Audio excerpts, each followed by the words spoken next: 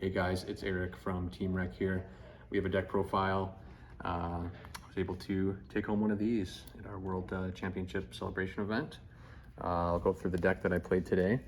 It's going to be Snake Eye, little disclaimer. It's kind of all I've been on. I still think it's the best deck after the ban list, but it's very close to Ubel now. So that's sort of gap has finally closed in terms of power level, but still think the deck's great. But we're kind of rewinding the clock, kind of how the deck looked like in Raleigh, going back to those supplemental engines there. So I'll just get right into it. Matchups, I played against 3 Tenpai and 1 Mimighoul. All matches were 2-0. Unfortunately, there was a game loss in the finals, but yeah, deck performed really well. Let's just get right into it. So I'm on the 3 Snake Eyes monsters. A lot of people play a birch and like multiple oak now. I've seen that, but I thought this was fine. Just the problem with this deck now is there's no real follow-up, so you do kind of have to rely on some other engines. But yeah, not much to say about those.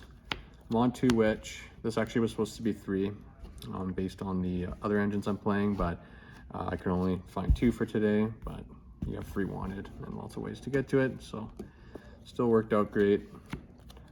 This was something I was unsure about. I actually was just going to go 1 engraver, but I just decided to go the full engine just for a little bit more consistency. Like, you got the 1 card Caesar off of this engine now. Unfortunately, you can't go wider with the Lacrima, but that's fine. But yeah, I just decided to up things for consistency and allow me to play track, which will make sense with the side deck. Bricks.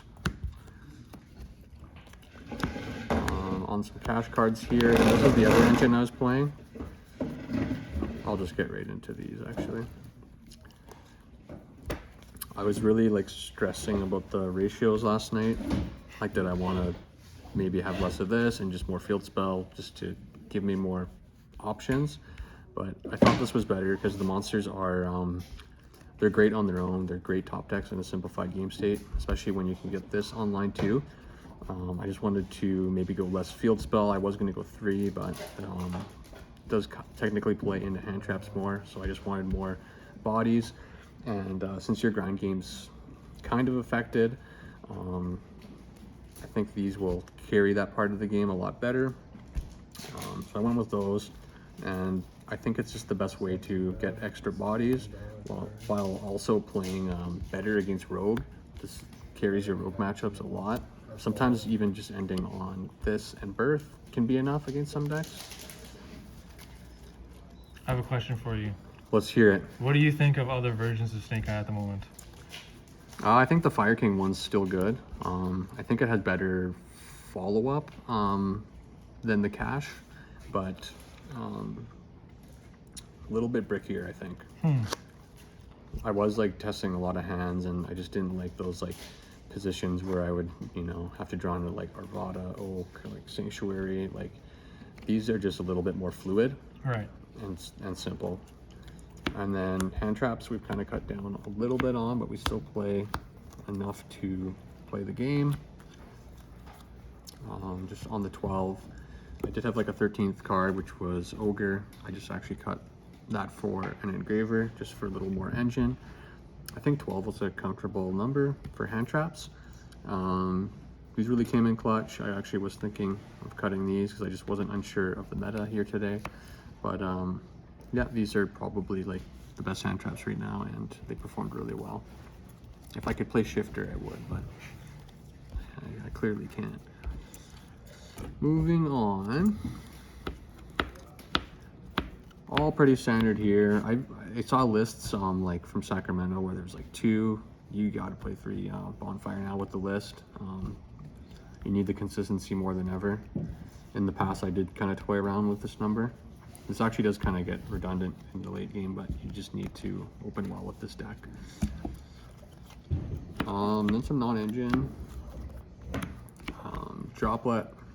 I think this is really good in Kashtira decks. It's almost like a buff for this card. the ability to clear your own board to facilitate cash plays, I think is really strong.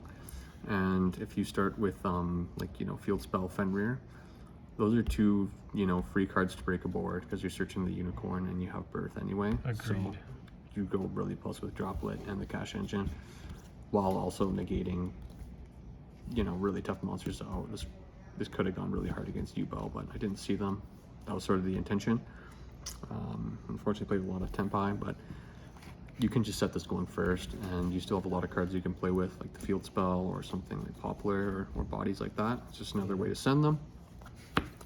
And then just 3 like power spells here. Nothing really to say about those. 1 tracked. Like I said, I kind of wanted to just cut this and have the 1 engraver, but I like that. It just helped me extend more. And then I played the statue.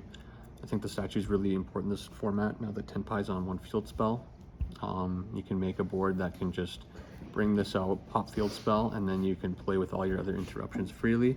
This also stops stuff like Fenrir that might attack your board, but other than that, pretty good. That's the main. It was 45 cards. And then extra SP. This isn't really organized. I'm on the Zealantis engine now.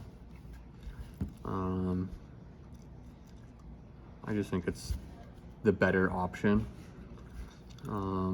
Celine's not as needed because you're just going a little bit wider now to make what, right? An access code? Like Celine was better when you had Apo at your disposal, but I think this is the superior OTK option now.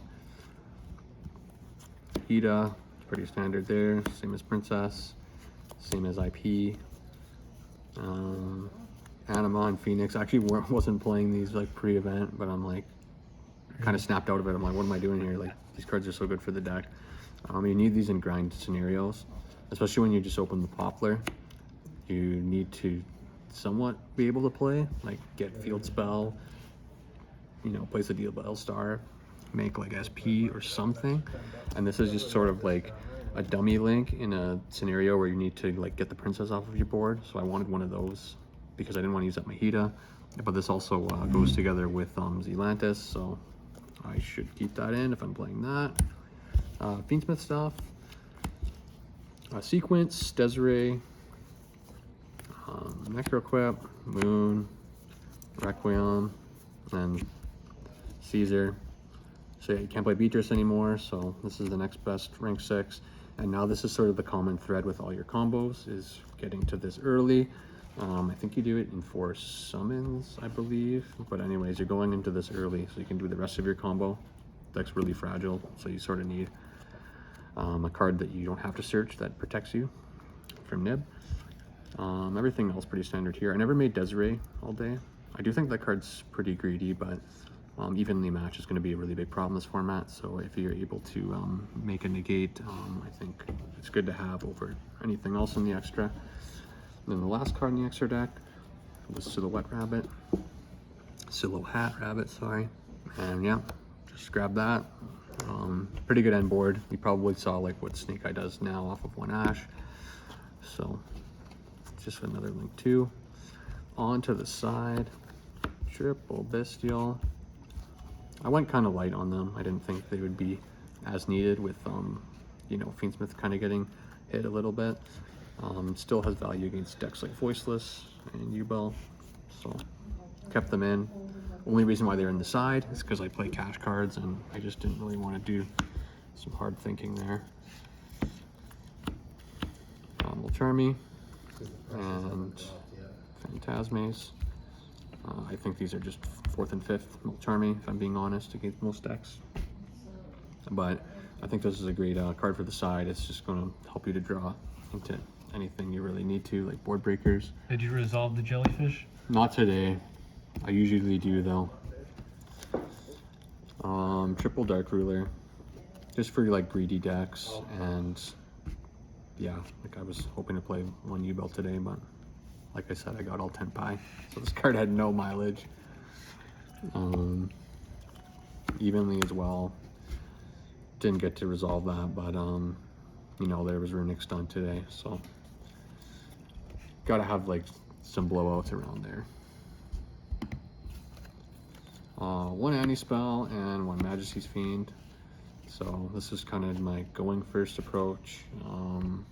This is searchable off tracked because it's a late Fiend. And then this is just going to lock out spells.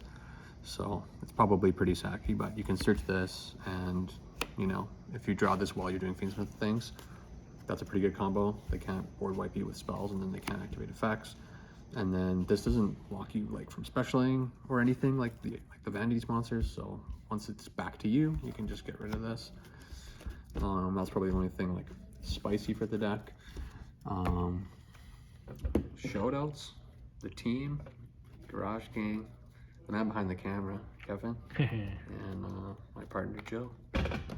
That's it, guys.